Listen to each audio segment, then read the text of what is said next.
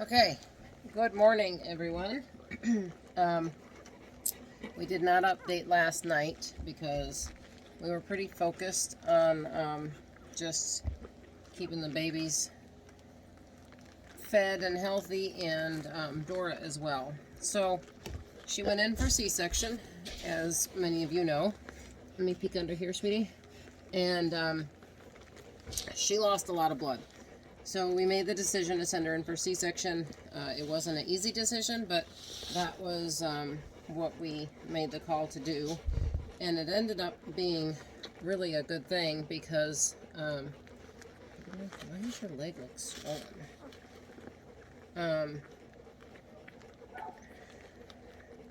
Ended up being a good thing because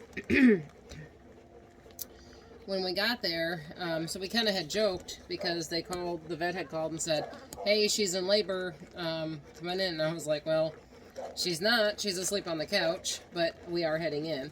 So we got there and they got her ready and, excuse me, got the puppies out, and the vet came in to talk to us and she said, she was actually in active labor, but her uterus was stretched so far that she wasn't even having any contractions.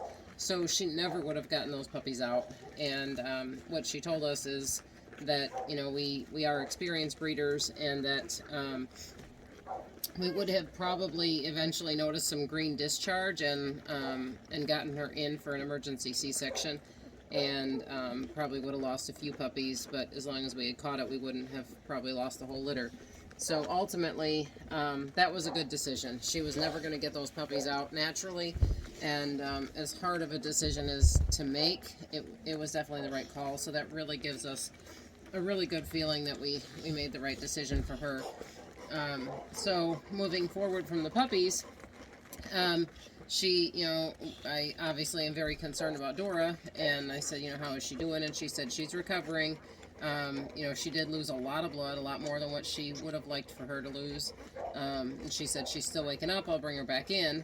And after she woke up a little more, she brought her in, and she, you know, she said just keep an eye on her color, the color of her gums, and you know, she said she's definitely more pale than what I'd like, but I'm still going to send her home.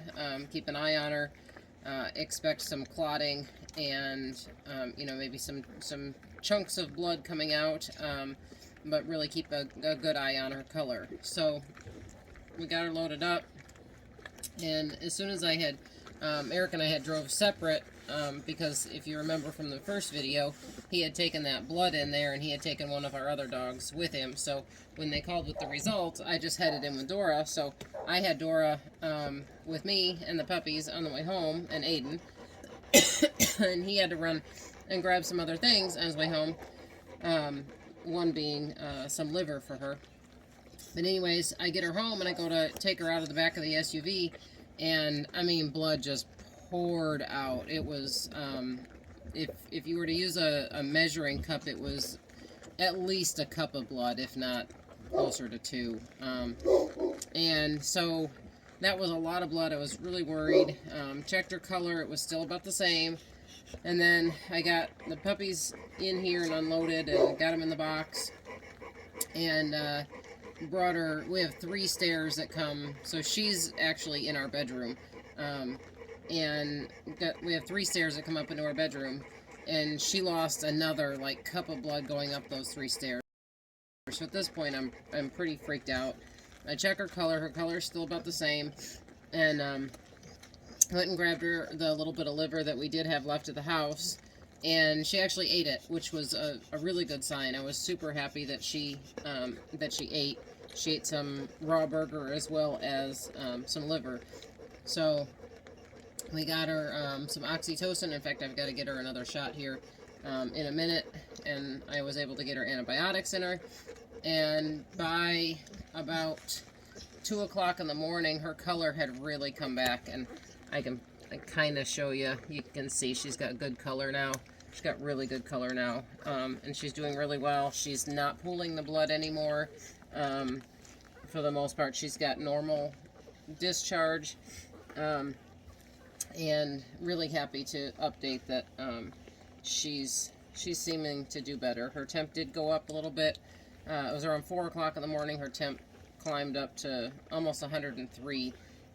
But she is in here, and you know, it does get a little bit warm in the whelping box, so I wasn't too panicked about that. Took her outside, took her for a walk, let her get some fresh air.